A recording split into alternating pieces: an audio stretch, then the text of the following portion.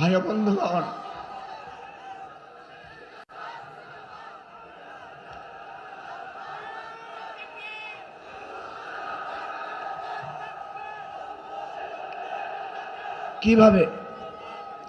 কিভাবে নৃশংসভাবে আবরার ফাহাদকে হত্যা করা হয়েছে, কিভাবে বিশ্বজিৎ একটা নিরীহ একজন দর্জির দোকানে চাকরি করত, অল্প টাকায় সংসার চালাতো, মায়ের জন্য ওষুধ কিনত, বাবার জন্য একটা লুঙ্গি কিনে নিয়ে যেত।